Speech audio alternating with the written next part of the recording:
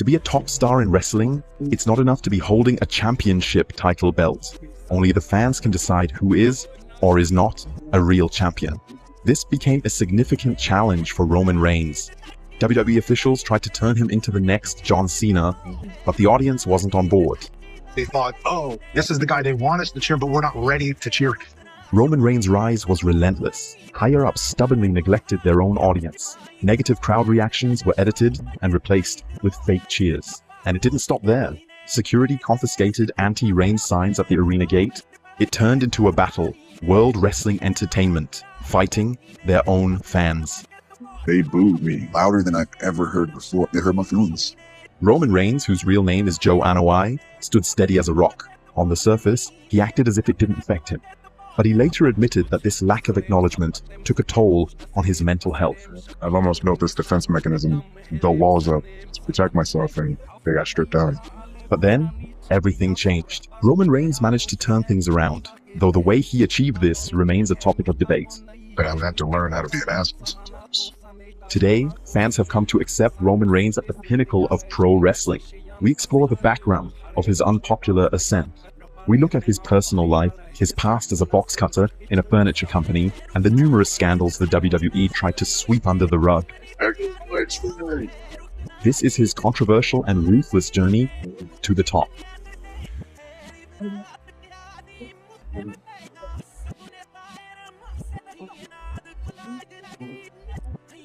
I'm just a young man addicted to greatness. He enters the ring like a king, claiming his kingdom. No hesitation, no doubt, just sheer confidence. The name echoes through arenas. Wrestling is more than just his profession, it's his birthright. He carries more than title gold. He carries a legacy that weighs heavy on his shoulders. It is a legacy of pride. Reigns fights for his family, for respect, from his father, his uncle, and his cousins. The blood of Roman Reigns runs through the most powerful family in wrestling, the Anoa'i. Throughout the 1970s and the 1980s, there was no tag team on the face of the planet that held as many tag team championships as Alpha and Sika, the Wild Samoans. And one night, Sika came into the locker room with his 3-year-old son, Roman Reigns. You could just tell the charisma of this 3-year-old. Joe, a boy who grew up in the heat of Florida, surrounded by legends. While other kids played in the street, he watched as family heroes fell down and got back up again. The corner of the wrestling ring was his playground. It was fun, always exciting. We grew up with a wrestling ring in our backyard because, of course, my dad's a wrestler. Every rope in that makeshift ring was a promise he would one day fulfill. While others watched his family wrestle on TV, he sat down at the kitchen table with them. In interviews, Joe reminisces about wild barbecue parties. Tons of meat. A family of giants. Alpha and Sika, Yokozuna, Umaga, The Rock, Rikishi. Joe shared a special bond with Rikishi, the father of the Usos and Solo Sikoa, who guided him through his childhood. He was there at the boys' baseball games, long before anyone had the chance to dream of their future success. Wonderful family moment occurred. So Joe steps in the plate. Rikishi suddenly blares out, "Joe, I'll give you $100 if you hit that bam." And the ball caroms off the flagpole and lands about 30 yards into the nether field. They had to stop the game. And yes, Rikishi paid the debt. Athletic achievement was Joe's way of earning his family's recognition. With every victory, he could capture an inch of his father's heart. The struggle for acknowledgement didn't begin in the ring. It started long before that. Reigns' father wrestled with his own demons, drugs, and an addiction to the spotlight, neglecting his son in the shadow of fame. It's my fault because I've been on the road all these years, and he's been by himself and his mom and his sisters. I can't help that. I got to get out there and I got to work. My dad was a hard man. He's tough, because he had to be. Joe's father, Sika, wasn't a family man. He had always been distant. As a result, the family began to unravel. Years later, my parents separated, eventually divorced, but to be honest, even if they were still together, that life chose him. The road chose him, as it chose me. Before Reigns stepped foot into the ring, he ran the defensive line of Georgia Tech's college football team. This was his first battleground where he built strength, toughness, and discipline. He was considered a standout talent. His athletic achievement had earned him a full scholarship. College life revolved around intense training, nights out at the bar, and dating. It was there that he met his future wife, fitness model Galina Becker. What Joe didn't know was that his life was teetering on the edge of a dark abyss. He played football undeterred, making it into the NFL with teams like the Minnesota Vikings and the Jacksonville Jaguars. But during a training drill, he sensed that something was off. As I was walking out, there were two trainers there to pretty much intercept me. So that's where we went into the rabbit hole to find out the diagnosis of CML, which is a form of leukemia, which is cancer of the blood. The cancer diagnosis knocked Joe off his feet. Suddenly, he was no longer the rising NFL star, but a man fighting for his life.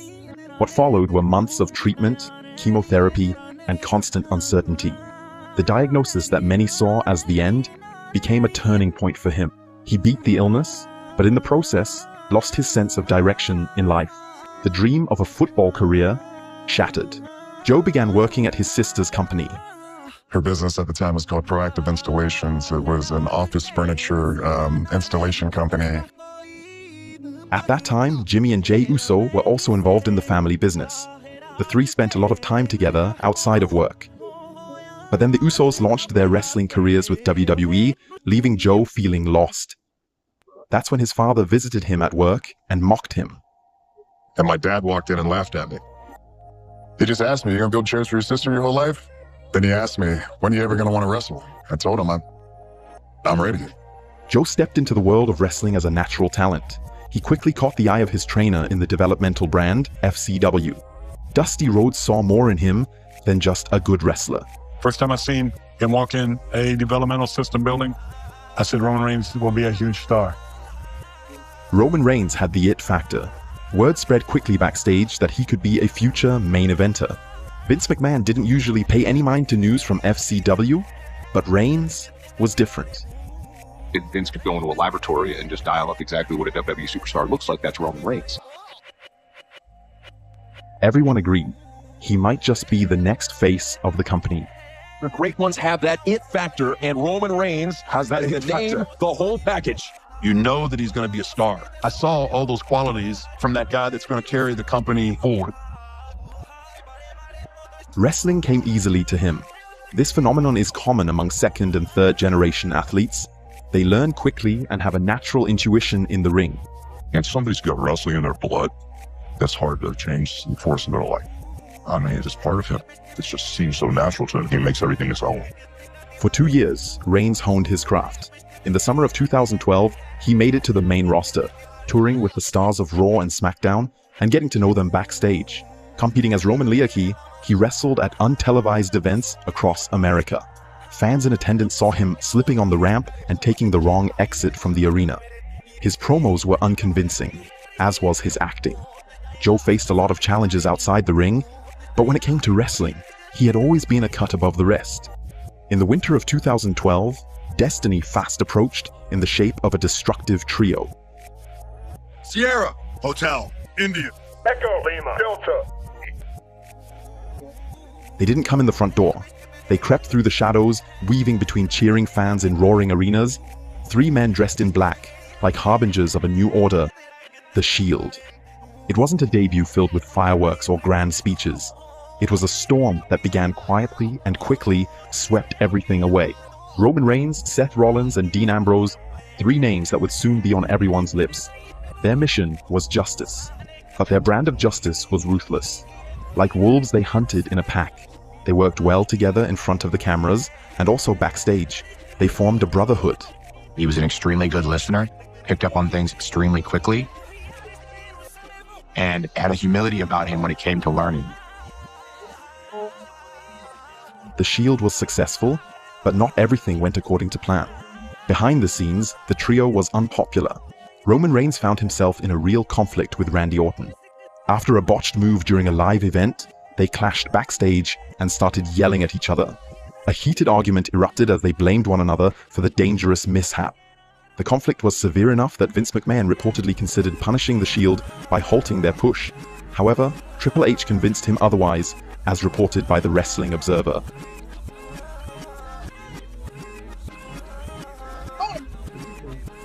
Seth Rollins betrayed his brothers and broke up the Shield. As a result, Reigns found himself on his own, a situation that he wasn't comfortable with because it exposed his weaknesses outside of wrestling. I didn't want to break up the Shield. And I definitely didn't want to be a good guy. And that's exactly what was happening. He was subtly being positioned as the guy who was going to come out of the group and be the biggest star. Every week, Reigns had to take the microphone and embody a bland comic book character with childish humor.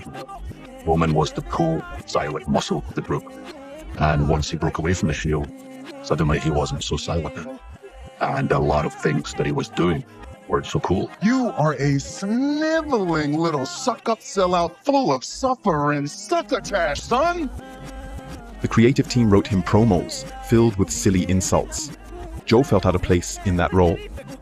It's not like I had a whole bunch of options that I could just say, no, I'm not feeling this. This doesn't feel good to me, or I wouldn't say this. So you have to just be a good soldier and do what you're told.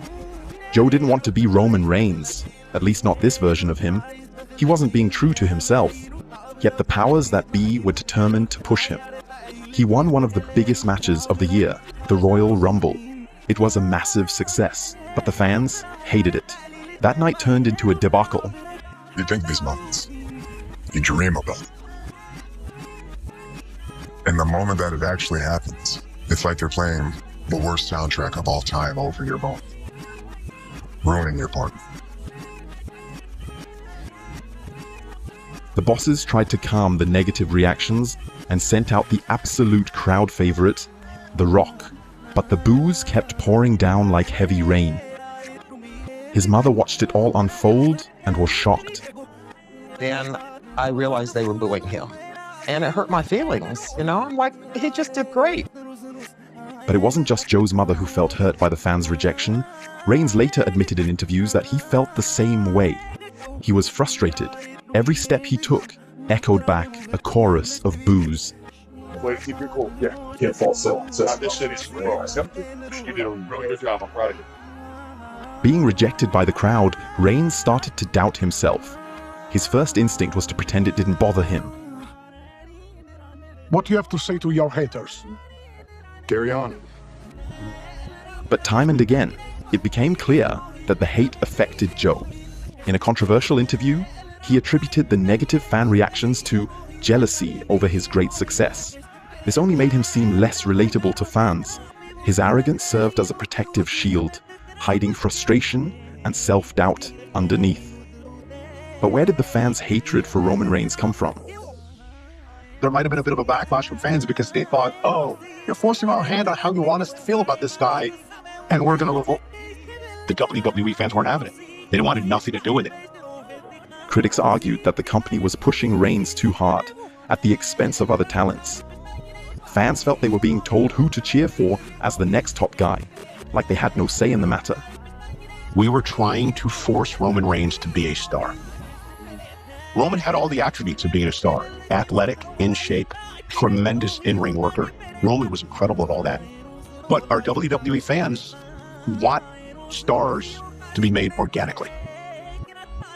Another reason for Reigns' unpopularity was his character. Many fans found him inauthentic. Then all of a sudden, his eyes seemed to glow an unnatural blue. This deliberate change in style was meant to enhance his appearance and give him a more distinctive, perhaps exotic look, aimed at increasing his appeal to the audience by making him look unique. But most fans rejected this approach. Many veterans advised Reigns to just be himself. However, he didn't see himself as interesting enough. In his eyes, he wasn't worthy of the fans' cheers. Roman Reigns might not have been well received, but Joe was definitely not exciting enough to convince the fans either. At least that's what his self-doubts were telling him. Roman was confused. He couldn't find his true identity. He went through the fire. He got scarred and charred by the fire. He learned. Roman can't be something he's not. He is who he is. WWE found itself in an unusual battle, not in a match against a rival in the ring, but in a battle against the voices of their own fans. With all their might, they tried to mold Roman Reigns into a shining hero, only for the crowd to flip the script. Anti-Reigns signs vanished as if by magic, confiscated by security at the arena gate. Their message censored. The boos rang loud and clear in the arenas, but were removed from broadcasts, replaced with artificial cheers, like emptiness in an echo chamber. On social media, videos of the actual fan reactions went viral, leading to an uproar among viewers who refused to be fooled. A struggle ensued, not for titles but for authenticity, and at its center stood Reigns. And the harsh fact that he was not accepted. You know, there's always that period of time when you first come in that you have to figure things out. And initially, things don't always work out the way they're supposed to.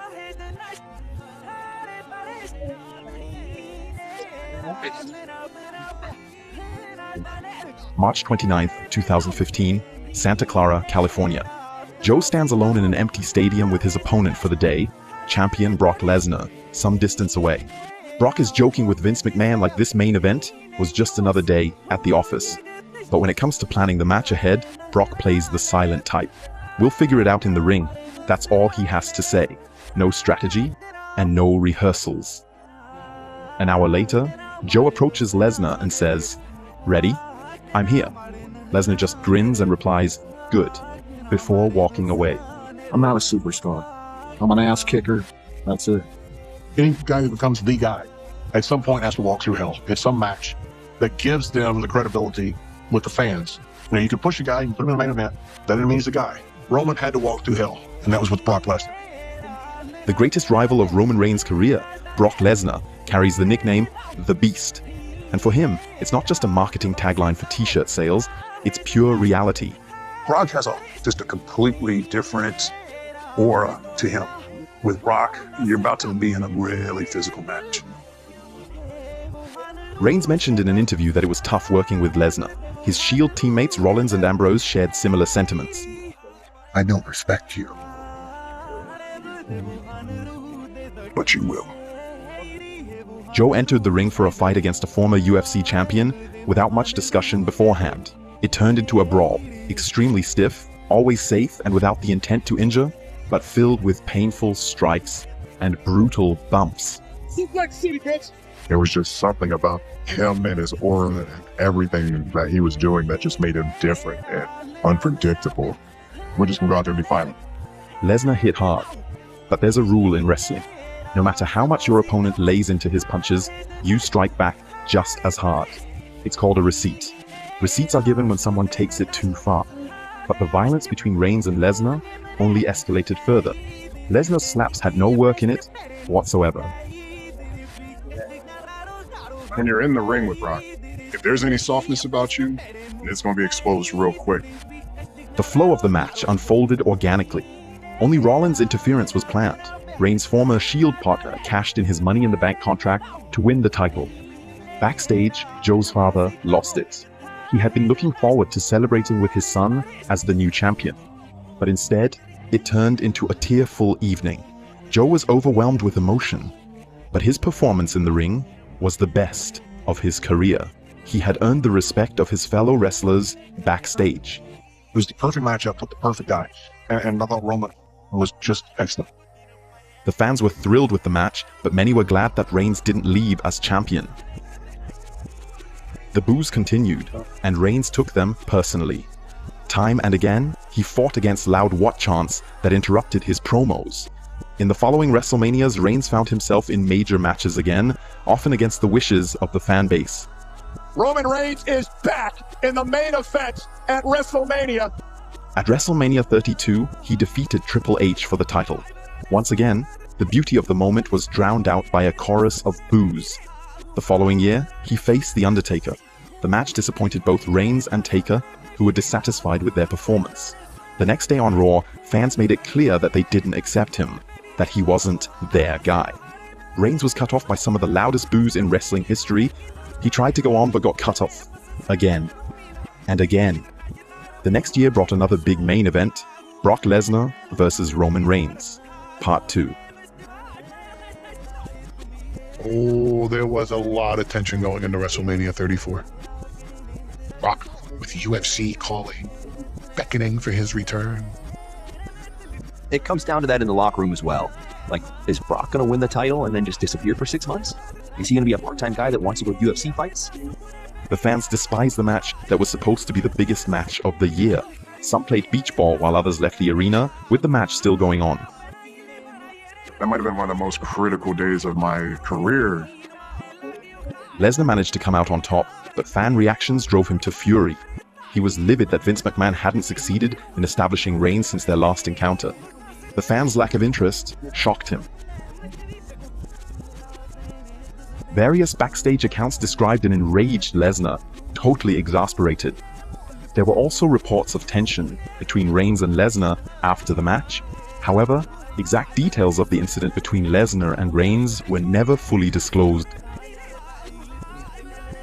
I'm not going to stop until I've earned that respect. Reigns also butted heads with John Cena. During one promo, he stumbled over his words and forgot his lines. Cena ruthlessly capitalized on it. Go ahead, find it. Go ahead. Oh, wait. It's called a promo. Shut your if mouth, you want John. to be the big dog, you're going to have to learn how to do it, so go ahead.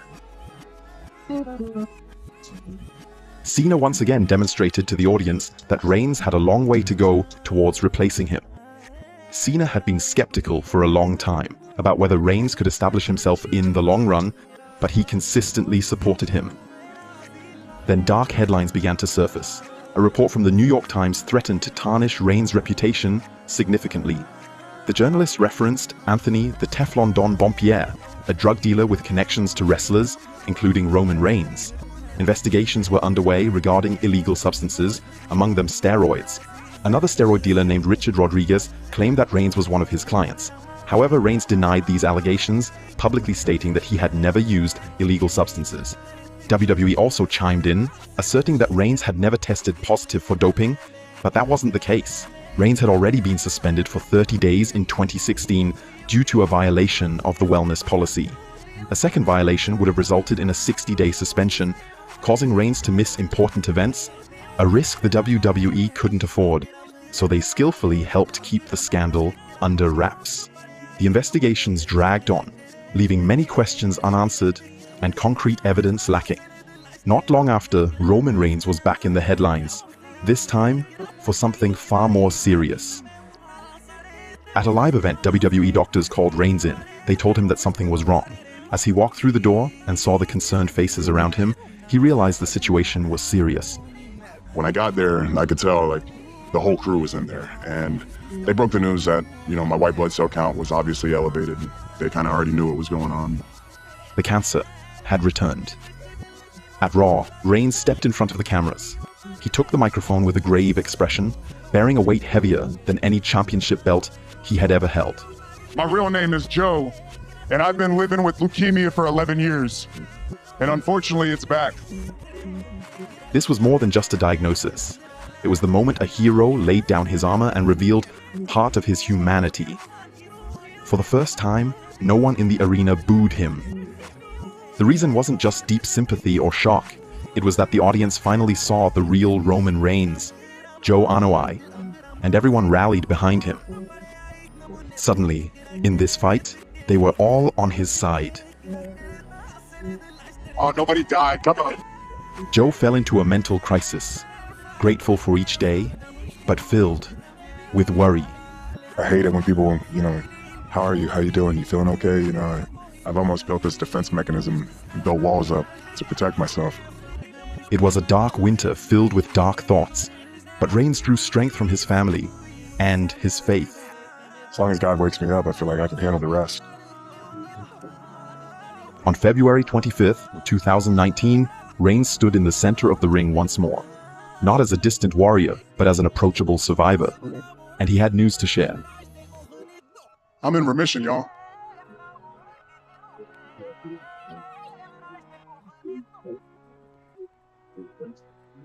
A sigh of sympathy and relief filled the arena as Reigns visibly fought back tears. The oral therapy with pills had worked. People say it all the time, why are there any medications? Why don't we have any cures? We do. We're just not talking about it as much. We're not celebrating the wins in this process. Right now, oral chemotherapy is a huge win for me, and I'm one of them. Roman Reigns increasingly established himself as the top guy in the company, both in front of the camera and behind the scenes. He was extremely popular among the roster and exuded leadership capability. The ones that are the most successful on all levels, not just box office or ticket sales or viewership, are the ones that have that innate ability to lead. Roman Reigns covers the leadership role in a way that is this quiet steadiness, this assuredness. However, as a leader behind the scenes, he inevitably faced conflicts. One notable clash was with Enzo Amore, a man who was the complete opposite of Roman: small, slender, and loud. Enzo was a brash personality who often crossed the line of what was tolerated backstage. He stirred up trouble in the locker room. Loud and disrespectful, he became a disruptive force in WWE's well-oiled machine. One day, he went too far. During a bus ride on tour, colleagues recount, Enzo was too loud and self-absorbed. Reigns stood up. With just a look and a few words, he made it clear that Enzo had to go. He had to find his own way to get to the show. Shortly after, he was released. There was criticism of Roman Reigns' somewhat exclusionary leadership style, but it earned him respect. Reigns did all this in memory of his brother Matt, who sadly passed away in 2017. Matt was also a wrestler, but never quite made it big. Just before his death, he gave Roman some important advice. He told me if I ever want to be the top guy, if I ever want to be the main event or the face of this company, that I would have to learn how to be an ass sometimes. But it took a while for me to understand that. Reigns also got into a conflict with Matt Riddle. Riddle, a free-spirited fighter who was laid back but not always tactful, rarely held back his opinions. He spoke out loud what many were thinking and often went too far. Riddle dared to criticize Reigns publicly. His words didn't just scratch the surface. They questioned the very core of Reigns' position. He claimed he could beat Reigns in a real fight and that Reigns wasn't worthy of being a top guy. Fans didn't want to see him. Backstage tensions ran high. It wasn't an open feud or a brawl in the hallway, but everyone knew that things were heated between them. For Riddle, it served as a warning. Not every path leads to success. A short time later, he had to pack his bags and leave. Reigns even found himself at odds with a close friend. Shield teammate Dean Ambrose left WWE and joined All Elite Wrestling. Then he sat down for a podcast with Chris Jericho and vented about the issues at the other company. I can't believe it. Can we not just write one good storyline? Can we not write one good promo? Does everything have to be fucking stupid? Does everything have to make me look like an idiot? Like, for fuck's sake. In this interview, he expressed all his frustration and bitterness, a move that didn't sit well with Reigns at all. Roman identified strongly with the company. His big break and full bank account were all thanks to WWE. At this time, he was the undisputed face of the company, but in 2020, he had to step back. The COVID-19 pandemic emptied arenas across the country. Due to his health issues in the past, Joe kept his distance from others and did not appear for the shows. Reigns retreated to his home with his family in Tampa, Florida. It wasn't until several months later at SummerSlam that he made his comeback. He won the Universal Championship, the prestigious title he would hold for a very long time. The key to his success was a cohesive character, one he could truly identify with. He kind of made himself into what he thought he should have been this whole time, and that obviously worked. We learned the most from failing. And Roman had his share of knocks, and finally was just like, yeah, I'm doing it my own way. And it has been a wrap ever since. It has been throughout my conversation over, there's nobody like him. He should be compared only to himself.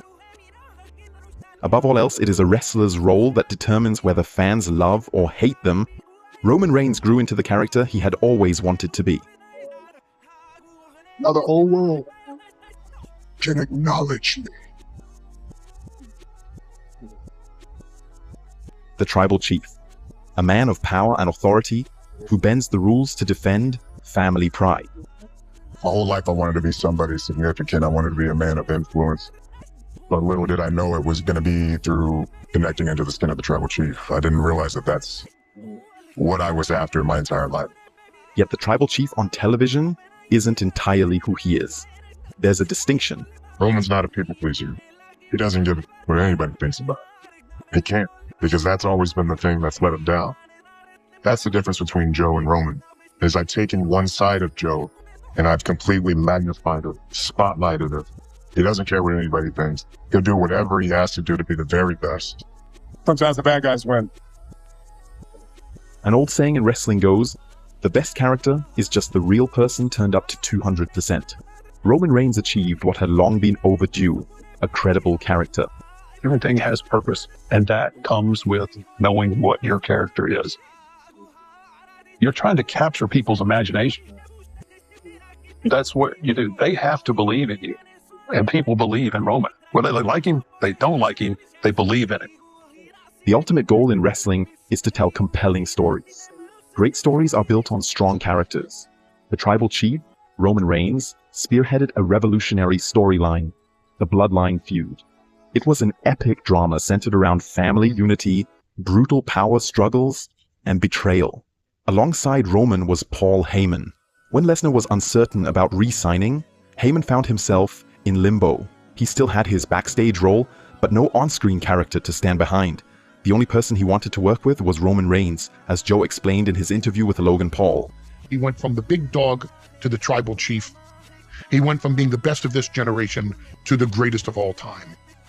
Just like that. As the ruler, Reigns had Heyman as his strategic advisor and was flanked by his brothers, Jimmy and Jey Uso. Then the outsider Sami Zayn joined the mix. Here's this really fun character interacting with this really serious character. He's just not himself right now. That's it, okay? Lately, he just hasn't been very Usi. The story escalated when loyalty within the bloodline began to fracture. Fans were on the edge of their seats, many praising it as cinematic storytelling in the wrestling ring. The tribal chief said he wants to sound good. Damn, what the tribal chief say? What I feel like people have been begging for a long time. Long-term storytelling. And that's a testament to the entire bloodline. Myself, Wise Man, Usos, Solo. That's there. Roman Reigns crafted one of the best storylines in wrestling history. The audience was eager to see what would happen next. Reactions in the arenas were deafening, and the ratings for Bloodline segments soared. On camera, the Usos became his bitter enemies, but backstage, their friendship grew deeper than ever before. Joe was always there for them. In every emotional low, every marital issue, and every relapse, he listened to them and tried to help them. Jimmy and Jey had been caught driving under the influence multiple times. Yet in a time filled with judgment and scandalous headlines, Joe stood by their side. They just always checks on me, always checks on my brother, mentally. How y'all doing? Always tapping in when I really need them. And I love Boots for that, So, my head goes off to him, man. He's so blessed I get to do this for him. Talk about this kind of stuff. Damn, I didn't even know I was gonna get emotional, man. I love him, man. I think it's very fair to say that Roman Reigns is the most cinematic portrayal of what a champion is in the history of sports entertainment.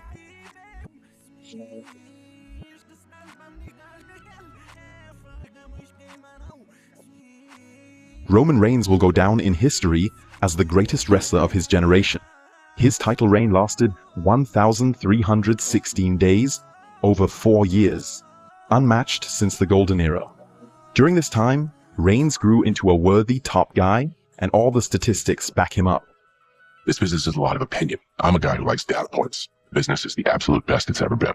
He is leading in merchandise revenue sales. He is selling out arenas at a pace that could only be rivaled in the attitude. Every marked indicator for Roman Reigns is through the roof. It's not egotistical to say it's something special. It's accurate. From the very beginning, my dad always told me that when you come around this ring, it's only about drawing money. At WrestleMania 40, Cody Rhodes defeated Roman Reigns for the title in another cinematic classic. The fans loved it. Many said it was the match of the year. The Bloodline feud continued. Roman Reigns triumphed over Solo in the first Raw episode on Netflix. Once again, The Rock came out to celebrate with him, just like at the Royal Rumble 10 years prior. But this time, the fans stood firmly behind their tribal chief. They raised their fingers to show they respect him. They celebrate him. They acknowledge him.